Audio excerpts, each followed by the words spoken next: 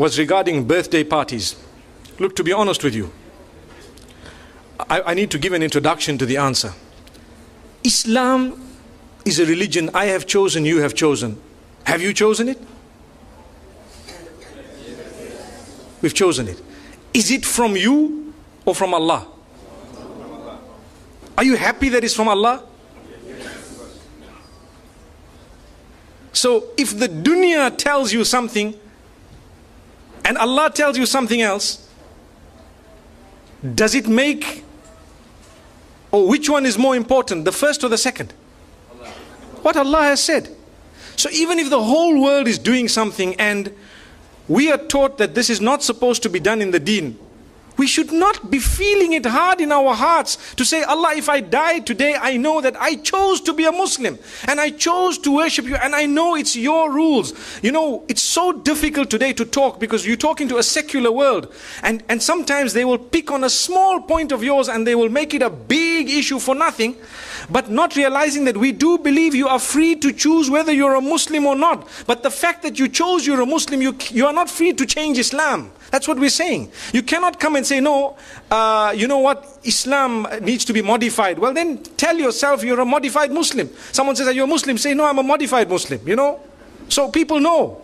But if you want to call yourself a Muslim, you've surrendered. So you need to know there are certain things that people might say, and you might think, oh, this guy is backward, man. How could he say that, you know? But it's because it's not from me or my pocket.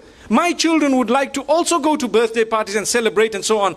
I sit them down and I explain to them what the candles are all about. Do you know what the candles on a birthday party are all about? In ancient Europe, when the winters were so bad that people used to go into literal hibernation to keep themselves warm in whatever way they had. And when they would come out, they would count the dead. Did you know that?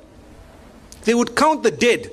And in order to celebrate the fact that those who are alive have passed through the winter and survived and fought nature, which means nature came to kill us in the form of cold, and because we fought nature and we stayed alive, now we need to defy it by blowing out candles. So they would put how many ever candles of their age and blow them out to show we can defy it. It's something that we believe is rooted in the medieval Europe. And it comes with its own satanic origins and so on. But people today say, what's wrong? What's wrong? I'm blowing the candles.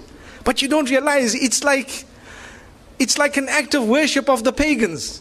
And we're saying, you know, and people have made it a culture and a tradition. The same applies to so many other things. You know, like Valentine's and so on. People start saying, but what's wrong? How come these people, you know, you're not allowed to show your love? Well, to be honest, we are being fooled by believing that, you know what, you need to celebrate the fact that you're 1 year older by throwing a big party, everyone must come, but you don't know that now you're closer to your grave, for example. Or there are more responsibilities on your shoulder. I'm not saying that when your age turns that you must not make dua to Allah, Ya Allah grant me a good age and so on. But firstly, we have a Hijri calendar. Secondly, these teachings are foreign to Islam. They are actually incorrect, invalid. But they come from Allah, not from me, not from you. If I had it my way and you had it your way, we would be throwing parties because our kids put pressure on us, so do mine. But we have to speak to them, address them, try and explain to them, and, you know, get to the origins of it.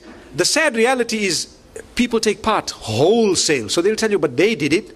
But these people did it. That's the peer pressure. Sadly, we're living in an age, al-qabidu ala dinihi kal-qabidi ala jamr. A person who wants to hold fast to the deen is someone similar to he who is holding fast to, you know, a red hot coal, for example.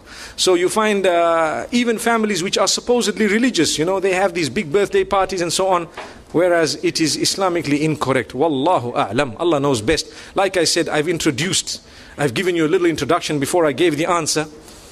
There are more important things we could do, you know, than that.